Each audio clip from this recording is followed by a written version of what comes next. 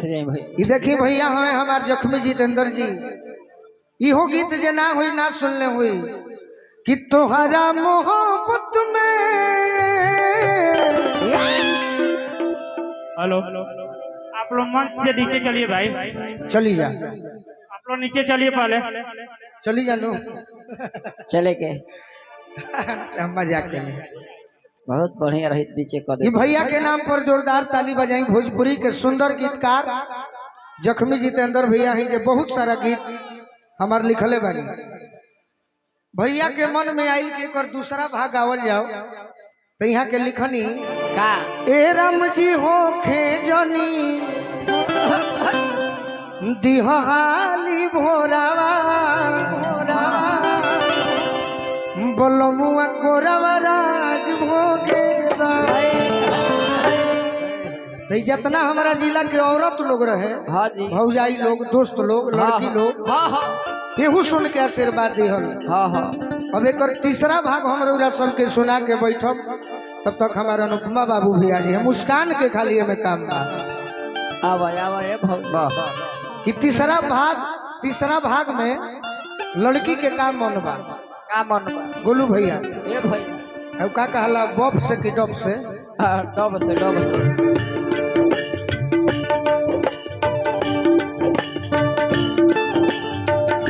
चली जय हो जय हो। देखी लड़की का कहतिया कि सपना हो गइल सपना हो गइल सोच भगवान थैंक यू सो मच।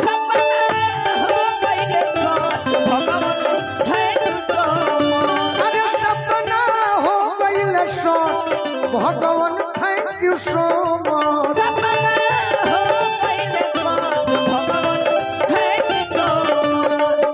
और अजी कोई नी तरऊ एहसान हो गई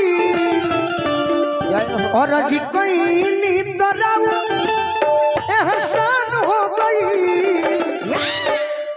कहतिया का हो अरे कि सुतनी राजा जी के कोरवा दे जवान हो गई। सुतनी राजा जी के कोरवे में जवान हो गई। जवान हो गई। ना ना ना ना ना ना ना यही जब तनी मनी का बढ़ाता रहे जब जवान हो गई तो कहली क्या कहले नहीं हरवा तो 10 दिन खाती गईली। हाँ जी तो हमारे गीत गावल कहली क्या कहले कौन गलती कोई नहीं पहिला भेंट में। कौन गलती कोई नहीं पहिला भेंट में। राजा जी होता पेट में राजा जी होता पेट में। सुतनी राजा जी के कोलवा दे जवान हो गई। सुतनी राजा जी के कोलवा दे जवान हो कहते प्रभु जी का हो अब सुनिया उरिएगो अरे नया समाचार बा। चलो त छुआ पौआ भारी हमार बा। रौरे नु चहनी हाँ जी कि रौरे चहनी तो देर से बिहान हो गई। सुतनी राजा जी के कोरवा दे जवान हो गई। सुतनी राजा जी के कोरवे में जवान हो गई। सुतनी राजा जी के कोरवा दे जवान हो गई। सुतनी राजा जी के कोरवे में जवान हो गई।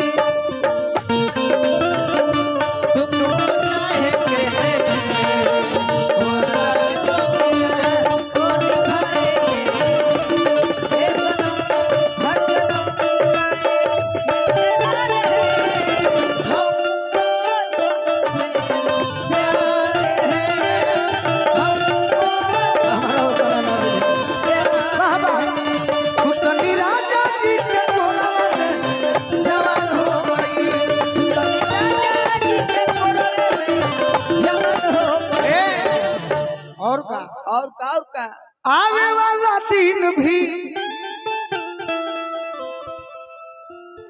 हसीन होखे राम जी, ए राम जी सोनू संग दिल संगे संगे संगे अरे करी प्रणाम जी। कोरी पर नाम जी कोरी पर नाम जी कोरी पर नाम हमारा खाती पहिला राती वरदान हो गई, हमारा खाती पहिला राती वरदान हो गई, हमारा खाती पहिला राती वरदान हो गई।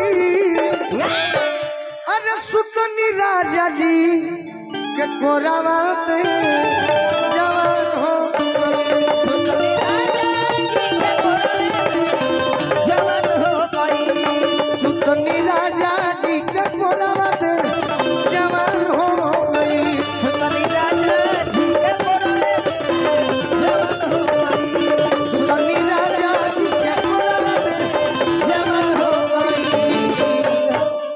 अच्छा लगल है तीसरा भाग की ना एक और